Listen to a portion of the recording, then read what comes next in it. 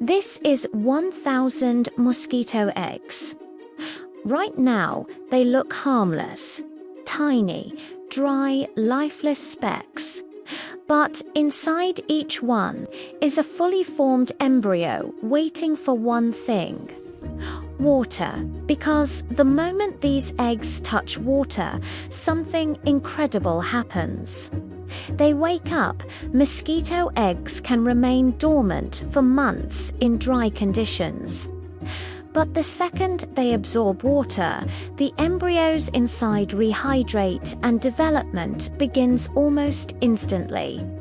So when the first drop of water hit the container, the transformation started. Within minutes, something almost invisible began pushing out of one of the eggs. A tiny white speck emerged. Then another and another, each one wriggling violently. These are mosquito larvae, commonly called wigglers, and in just a few days, every single one of them will become a flying mosquito, 1,000 mosquitoes, all raised in one controlled environment. And if that sounds slightly insane, that's because it is at this stage they are microscopic, thread-like bodies, oversized dark heads, constant motion. They hang upside down at the water surface, breathing through a tiny siphon tube that breaks the surface tension. They don't look threatening. They don't look like future blood-sucking insects. But biologically, they are already complete organisms. They have brains, digestive systems, eyes, mouth brushes that spin like tiny propellers to pull in microscopic food. The first challenge is feeding them. Mosquito larvae don't drink blood. That's a myth. Only adult female mosquitoes consume blood, and only to develop eggs. Larvae feed on organic debris, bacteria, algae, anything microscopic suspended in water. So crushed fish food became their first meal. The particles sank, and the wigglers swarmed. Even though they were barely visible, you could see the motion change. Their tiny mouth brushes spinning, drawing food inward. They doubled in size within 24 hours. That's not exaggeration. Mosquito larvae molt 4 times during development, and each stage is dramatically larger than the last. By the next morning, they were no longer microscopic threads. They filled the camera frame. You could see their segmented bodies clearly. The black head capsule, tiny eye spots, even the rhythmic pulsing of their internal systems. It's strange watching something grow this fast. There's something unsettling about it, because you know exactly what they're going to become. But before they grow wings, they reveal something fascinating: light behavior. Adult mosquitoes are infamous for swarming lights at night. But what about larvae? When the garage lights were turned off, something subtle happened. The larvae drifted upward, closer to the surface. Then, when a bright studio light was aimed directly at one side of the tank, they fled, instantly migrating to the darker half. Larvae avoid light, and it makes sense. In the wild, fish hunt visually. Bright areas mean exposure. Dark water means survival. Adults swarm light, babies avoid it. Same organism, completely opposite instincts. Biology rewrites itself as they develop. Then came the molting mosquito larvae, shed their skin 4 times before becoming adults. At first glance, it looked like death. Floating translucent bodies drifted at the bottom of the tank. But they weren't corpses, they were empty shells. Exoskeletons left behind. Capturing, molting on camera became the next challenge. Larvae only molt at the surface, hanging upside down, almost motionless. Then suddenly, a twitch. The old skin splits at the thorax, and the larva pulls itself free, like stepping out of a wetsuit. The new body beneath is pale, soft, slightly larger. Within minutes, it darkens and hardens.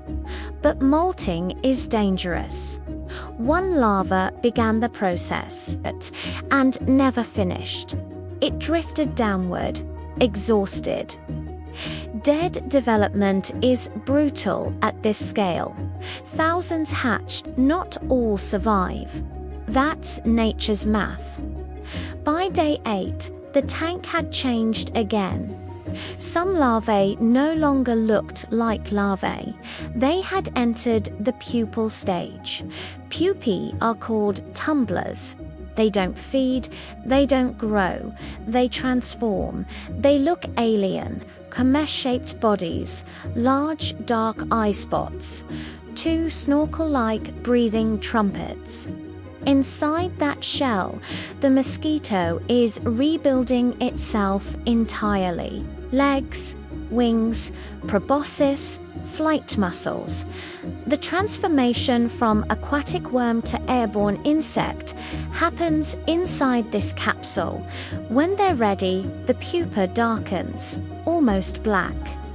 Then comes the moment. The pupa floats at the surface. Its back splits open, and something begins to emerge.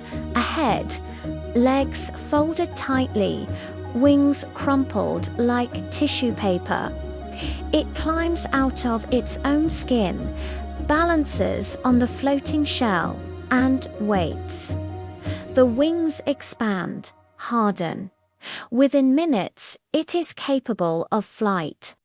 A mosquito has been born, and it happened in complete silence. Now the real concern begins. One mosquito escaping indoors is a nuisance. 1,000 a disaster. So a containment system was built. A sealed outer tank. Mesh ventilation panels. A sealed arm port with a clamp. Every precaution necessary, because raising mosquitoes means responsibility, and legally none can escape. Over the next few days, more hatched, dozens, then hundreds.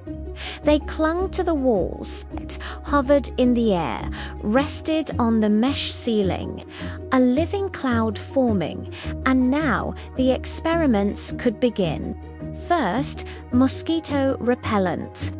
Mosquitoes locate hosts through heat, carbon dioxide, and skin scent chemicals like lactic acid. Spray repellent works by masking those cues. When an arm coated in repellent entered the enclosure, the mosquitoes hesitated. They approached, but didn't land. 30 seconds passed. No bites. The spray worked. Then came the app.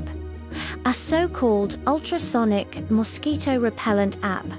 High-pitched frequency. Claims to drive mosquitoes away. The arm entered again. At first, similar hesitation. But then a bite. Then another. The itch confirmed it. The app was useless. Science wins again. Finally, the most anticipated experiment, blood. A warmed container of cow blood was placed inside, covered in plastic wrap so mosquitoes could pierce through. Heated to mimic body temperature. Lights dimmed. Conditions optimized. And yet nothing. They avoided it entirely. Because female mosquitoes don't just seek blood, they seek living hosts, heat gradients, breathing, movement, carbon dioxide. A jar of blood doesn't breathe, it doesn't emit scent patterns, it doesn't pulse. To a mosquito, it isn't prey, it's just liquid. For 2 days, not a single mosquito fed. Sometimes the most dramatic experiment reveals the simplest truth. Biology isn't fooled easily. The life cycle had been completed. Egg, larva, pupa, adult, from microscopic wigglers to airborne insects in just over a week. It's unsettling how fast it happens, how efficient, how ancient the design is. Mosquitoes have existed for over 100 million years. They survived dinosaurs, ice ages, mass extinctions, and today they are one of the deadliest animals on Earth. Not because of strength, but because of disease. Malaria, dengue, Zika, their biology makes them vectors of destruction. Yet, watching their development up close, you see something else. You see engineering, precision, metamorphosis at microscopic scale. It's fascinating, even if it's uncomfortable. In the end, containment meant responsibility. The colony could not be released. They were humanely frozen, a requirement when working with disease-carrying species. It's not dramatic, but it's necessary, because science without responsibility becomes recklessness. And this experiment wasn't about creating pests, it was about understanding transformation, understanding life cycles, understanding instinct. From light avoidance to molting to flight, from dormant speck to airborne insect. In 8 days, 1,000 times, and maybe the most unsettling part, if a puddle of water forms outside tomorrow, it could happen again, silently, in the background. Nature doesn't need permission, it only needs water and time.